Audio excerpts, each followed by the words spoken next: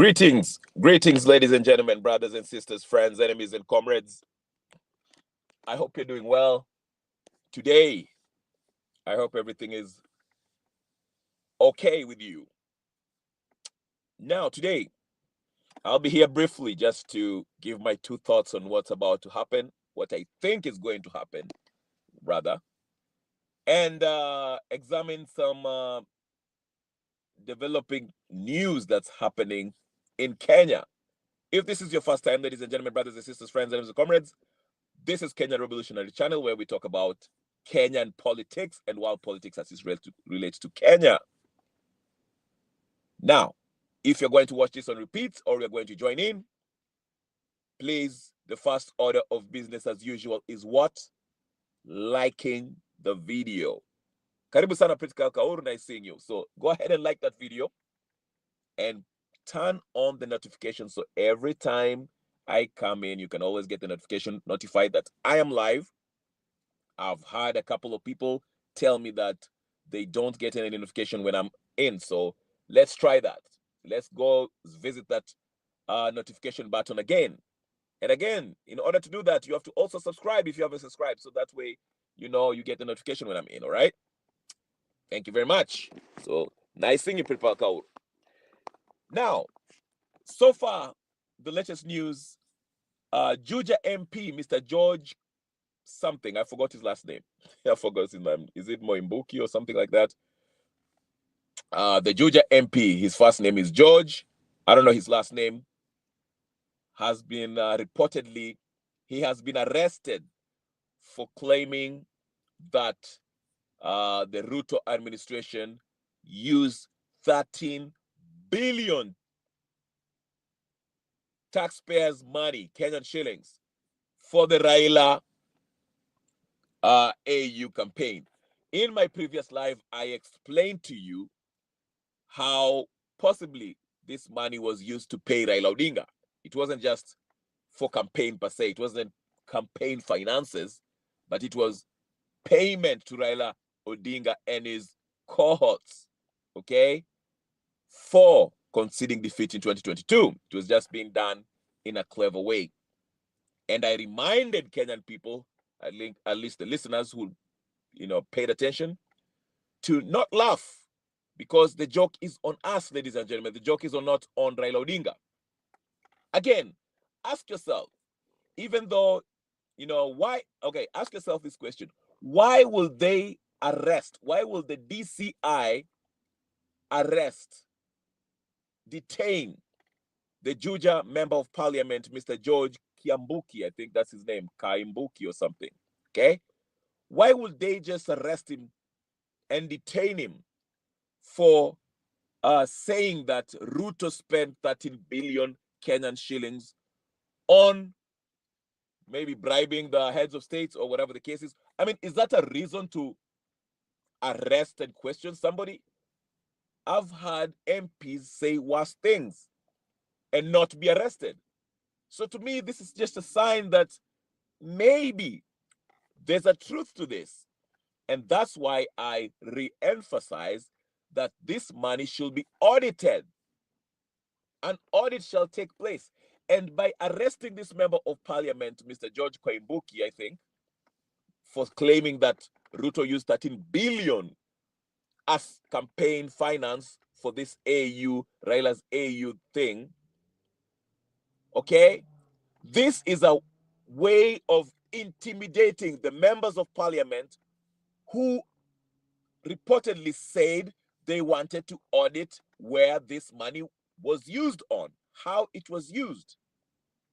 To me, this is a clear indication, an intimidation tactic by the government to dissuade, demoralize, try to intimidate these members of parliament who may be thinking about auditing where this 13 billion was spent on. Like I say, this is a huge amount of money for a campaign, any kind of campaign, okay?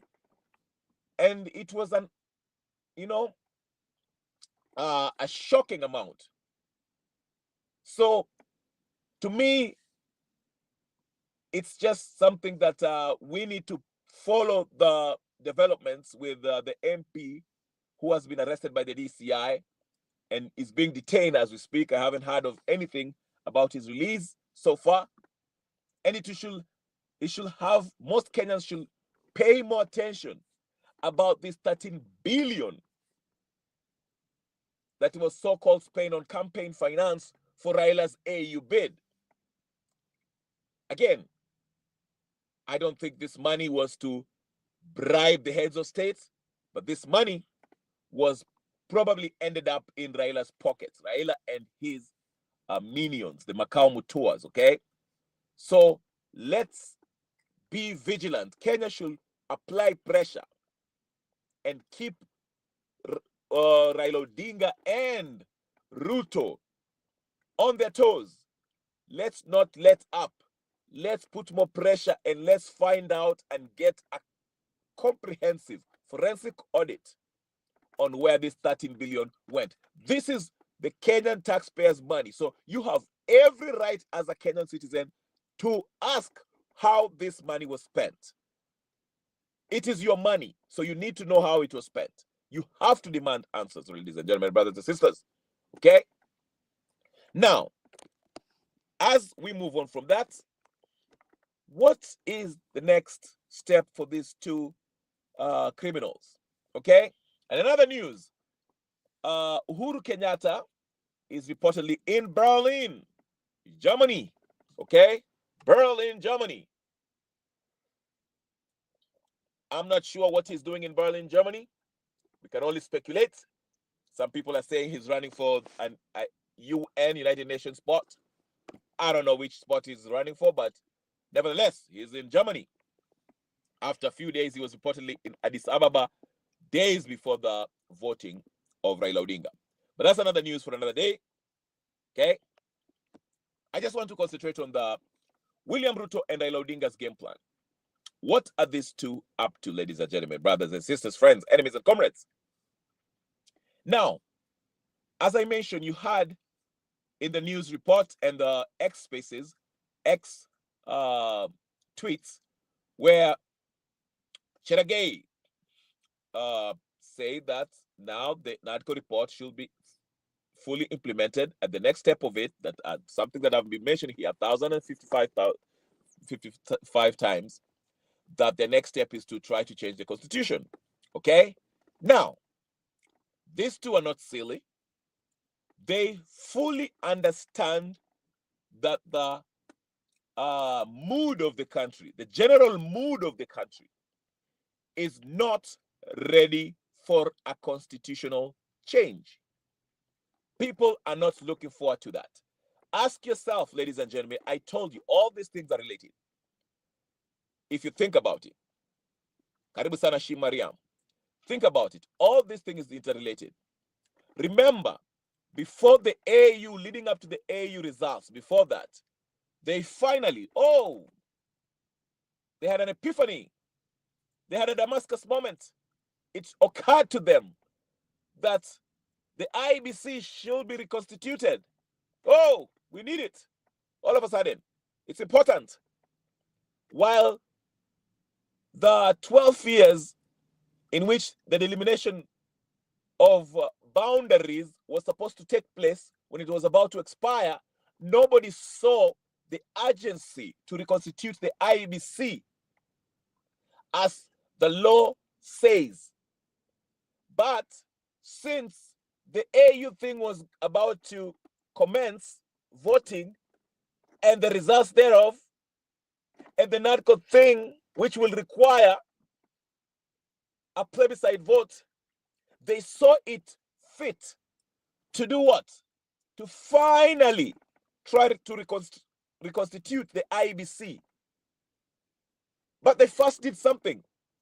They had to change the law that has something to how they had to change the law that deals with how the IBC needs to be reconstituted. That's why they came up with that, the IBC Amendment Bill, which will help Raila Odinga's faction, the Azimio folks, to also have a say in the selection panel. You understand what I'm saying? So these things are all planned out. All these events. The reconstitution of IBC, the selection panel, okay? They want to make sure that they have their own trusted lieutenants as members of the selection panel, who therefore will go and choose people, again, their closest confidants, people who will do their bidding to become the next commissioners. You understand what I'm saying? So this is a well-planned thing. This narco thing was well-planned. So they already got that. And remember, the IBC Amendment Bill, which is an act now, is said to have been passed illegally. There was a judge that said that. But we're not going to deal with the legal nature of it or illegal nature of it. I just want you to take you step by step to show you what these people are planning. Mabri, karibu. Hii ndio masaa ya kuingia, ama tungoje baadaye? Nitakuwekea link, nipatie dakika 5 hivi nimalize, alafu na kuwekea link uingie na uniambie mambo yako. Karibu sana Mabri. Like the video.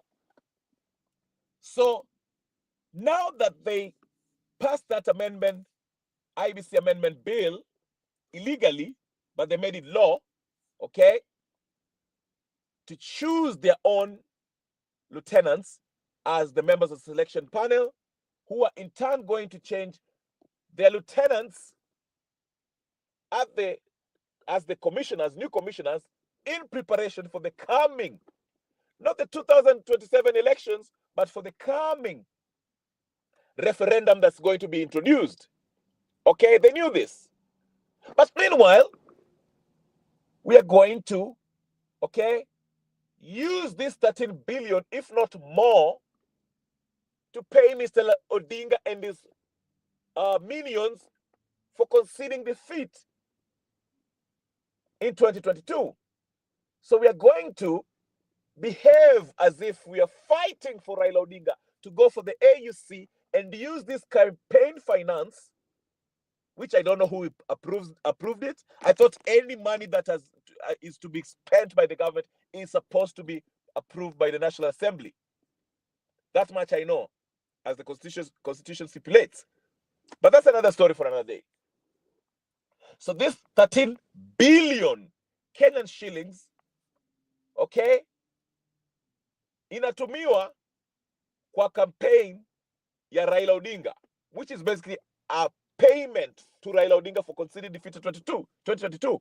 But the masses are happy clapping. Oh, Raila failed in his AU bid. He was never meant to win. They didn't want him to win. It was just to do what? Launder this taxpayers' money into individual accounts of Raila Odinga, Makao Mutua, and the rest.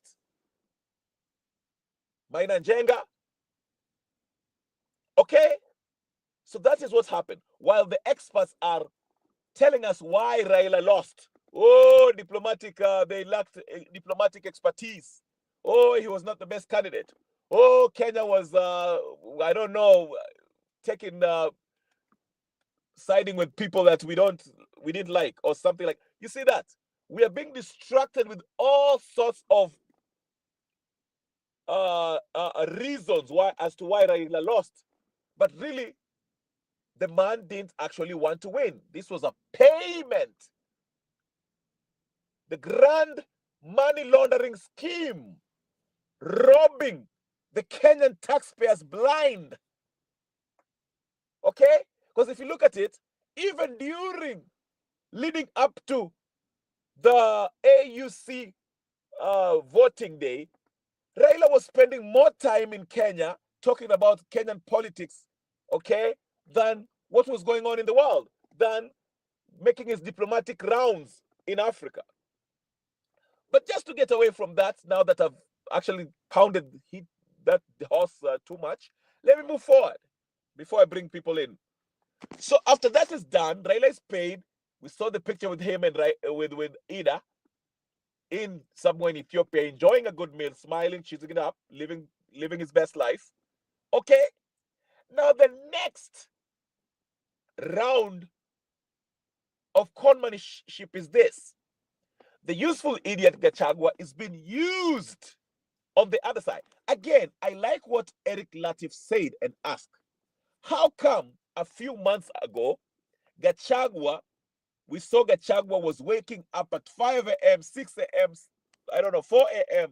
with a walkie-talkie, ready to fight the Gen Zs when the Gen Zs were announcing that they were having their Mandamano protest. But all of a sudden, oh, he fell out with Ruto. Why? It's not even clear. Oh, he's a tribalist. Oh, he's what? Oh, he's what? And they take him out illegally. But all of a sudden, Gachagua is the exciting guy. He's promising us secrets about Ruto's regime. Okay? And we are glued to the television or media outlets waiting for him to say nothing, only to promise us, oh, wait till May when I will reveal the biggest secret. Being taken for a ride. You see, Gachagua's role into this grand scheme of things. That's why I tell people, don't be excited about these folks. These folks are in one WhatsApp club. It's a club that they're in, and they're using it to manipulate you guys in order to maintain power. So the division is being created again by presenting to you, the Kenyan public, two polar opposites. In reality, they are in one group. At night, they call each other, they smile, they do business together. Their children go to the same school. But to the public, they create this division. I don't believe Gachagua is really against Ruto. I don't believe it. I'm not buying it. But here is, this is Gachagua's role, to help create this division. And you could see, now, in order for us to be lulled or tricked or bamboozled into feeling that we need some type of referendum, we have to be tethered. Mpaka watuchokoze, they have to raise the political temperatures. And that will be done once Raila comes back. Raila will stick with Ruto. You understand? He will stick with Ruto. They'll stay together, come back. You already see Gachagua with Martha Karua on the other side, and the coalition of Wamalwa. Wamalwa was with Martha Karua today. And Matiangi. And all of them. Those are the team that will be pretending to be voting no for a constitutional change. Raila, the people of Northeastern and the Nyanza province and some Western province shall be deemed to be the team, yes, we need constitutional change. They're already creating the rifts, but they have to create an atmosphere where the ground shall be ripe for a referendum. And Raila will play a pivotal role in that when he comes back. Gachagua too, with his fake secrets, will come back, will be raising temperatures by promising you all these wonderful secrets about Ruto's evil plan. You see what I'm saying? So this is what's going to happen in the next few months. And this thing will get started at the National Assembly with the fall of this National Assembly Speaker, Wetangula. Already we saw on the news outlet that there are some committees that Ruto have ceded to the ODM as the new faction. Okay? The ground is being prepared for a yes or no vote for a constitutional change.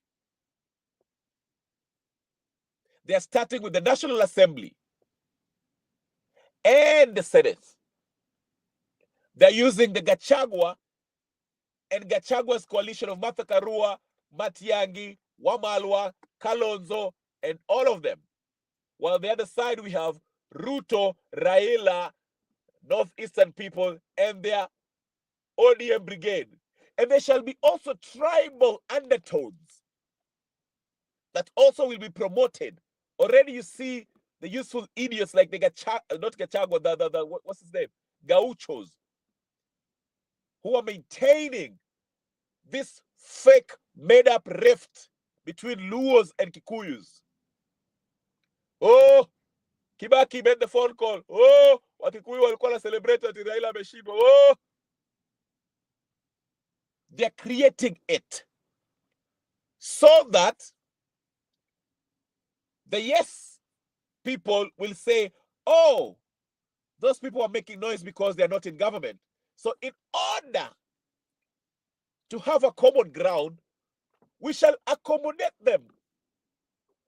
In the new dispensation, if you only vote yes for this constitutional amendment change, where we shall make Wamunyoro to be I don't know what, the CS of I don't know what.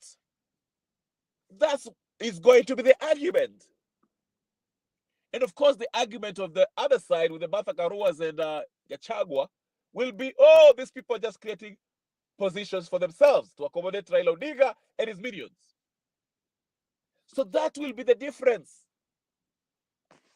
That is what they're aiming for. I'll open the lines, ladies and gentlemen, for anyone who wants to contribute and give us their 2-3 cents. I saw Mabry on the comment section. I'll give you a few minutes. There it is. The link is in the chat. If you want to get in, get in. If you can't get in or don't want to get in, it's too early, you're not in a position to talk, that's fine too. But watch the space. Watch the division that's about to happen. Okay? See how they want to play it. It's about to get interesting. But my number one advocacy as of right now is for us to audit where that 13 billion was spent.